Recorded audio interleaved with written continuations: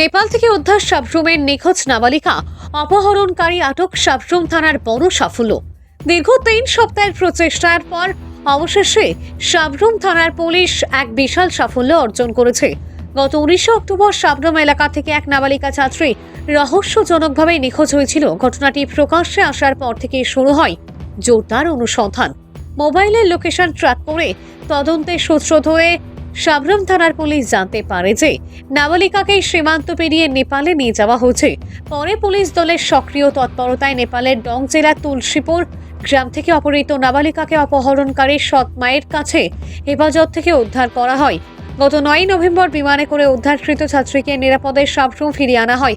অন্যদিকে অপহরণকারী কৃষ্ণ ঠাকুর বয়স 35, যিনি আসামের কোকরাঝাড়ের বাসিন্দা, তাকে 10 নভেম্বর মোবাইলের লোকেশন ট্র্যাক করে গ্রেপ্তার করে সাবরুম থানার পুলিশ। সাবরুম থানার এই অভিযান সম্পর্কে মহকুমা পুলিশ আধিকারিক নিত্যানন্দ সরকার জানান, এই সাফল্যের পেছনে জেলা পুলিশ সুপার মরিয়া কৃষ্ণা, এএসপি আইপিএস বিশাল কুমার, ওসি অপু দাস এবং গোটা তদন্ত দল গুরুত্বপূর্ণ ভূমিকা পালন করেছেন। পুলিশ সূত্রে জানা গেছে, অভিযুক্তের বিরুদ্ধে পক্সো ধারায় মামলা রুজু করা হয়েছে এবং তদন্ত অব্যাহত রয়েছে। ভানুচন্দ্রের রিপোর্ট, আসাম ক্রাইম নেটওয়ার্ক। প্রাথমিক তদন্তে দেখা গেছে যে 19 তারিখে মেয়েটা সকালবেলা 6:10 বারাগড় থেকে বেরিয়েছে, বের হয়ে একটা অটো ধরে রেল স্টেশনে গেছে। কতটুকু ছিল এবং মেয়েটার কোনো কমিউনিকেশন তখন স্টপ ছিল, ফোন সুইচ অফ ছিল। তারপরে আমরা ইনভেস্টিগেশনের তদন্তের সময় দেখি যে একটা মেয়েটার কাছে মেয়েটার নোটবুকের মধ্যে একটা সাসপেক্টেড নাম্বার আমরা পাই। সেই সাসপেক্টেড নাম্বারের পরিপ্রেক্ষিতে আমাদের যে সাইবার সেলের সাহায্য নিয়ে আমরা তার এলবিএস এবং সিডিআর এগুলি বের করতে থাকি।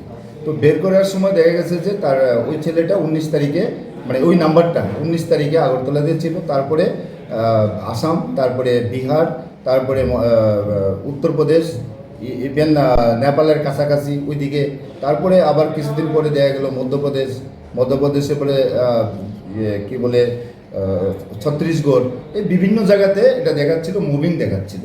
তো লাস্ট অফ অল গত 5 তারিখে আমরা তার লোকেশন ট্র্যাক করি কোকরাঝাড় ডিস্ট্রিক্টের গোসাইগঞ্জ পুলিশ স্টেশনের আন্ডারে। তো এখান থেকে এই ঘটনার পরিপ্রেক্ষিতে কিন্তু আমাদের এসপি সাহেব সবসময় আমাদের সঙ্গে ছিলেন, এসপি সাহেব প্লাস ওইখানে অ্যাডিশনাল এসপি, তারপরে আমাদের ডিস্ট্রিক্টে একজন এএসপি ছিলেন বিশাল কুমার, ওনারাও কিন্তু আমাদেরকে সবসময় মনিটর করছেন এবং কমিউনিকেশনে সম্পূর্ণ সাহায্য আমাদের করছেন এবং মনিটরে আমরা ওইখানে তাকে ডিটেন করতে পারি। গোসাইগঞ্জ পুলিশ স্টেশনের মাধ্যমে তাকে ওইখানে ডিটেন করা হয়। তো এখান থেকে আমাদের ইনভেস্টিগেশন টিম পাঠানোর পরে সেখানে তাকে ইন্টারোগেশন করা হয়।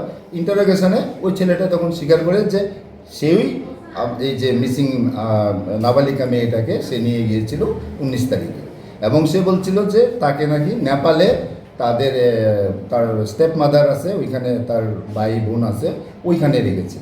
তো আমরা যে কোনোভাবেই তাকে আমরা নেপাল থেকে ওই মেয়েটাকে ওইখান থেকে আমরা উদ্ধার করে তারপরে গত 9/11/2025 তারিখ আমরা আমাদের সাবরুমে মেয়েটাকে নিয়ে আসতে পারি। আর ছেলেটাকে আমরা ওইখানে ট্রানজিট ওয়ারেন্ট করে তারপরে আমাদের এখানে নিয়ে আসছি।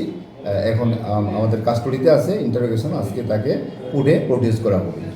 তো সেই ক্ষেত্রে এই যে আমাদের পুলিশের যে ওয়ার্ক এবং টিম ওয়ার্ক ছিল, সেখানে এসপি সাহেব টাইম টু টাইম আমাদেরকে মনিটর করেছেন, অ্যাডিশনাল এসপি এবং এএসপি বিশাল কুমার সাহেব মনিটর করেছেন, আমিও সঙ্গে ছিলাম, আমি এবং ওসি সাহেব বা ইনভেস্টিগেটিং অফিসার যিনি ছিলেন। তো সবাই আমরা যৌথ প্রচেষ্টায়, ইভেন আমাদের যে পিএসকিউ থেকেও আমাদেরকে যে যখনই যা আমরা চাইছি, যেমন আমরা তড়িঘড়ি যাইতে লাগে কোকরাঝাড়ে ডিস্ট্রিক্টে, সেগুলিও আমাদেরকে টাইম টু টাইম ওইখান থেকে মনিটর করেছেন এবং পারমিশন দিয়েছেন, যেই কারণে আমরা সাকসেসফুলি মেয়েটাকে অল্প কিছুদিনের মধ্যেই রিকভারি করে আনতে পেরেছি এবং সাথে যে নাকি যার সঙ্গে গিয়েছিল এবং যে নাকি নিয়েছিল প্রলোভিত করে তাকেও আমরা ডিটেন করতে পেরেছি।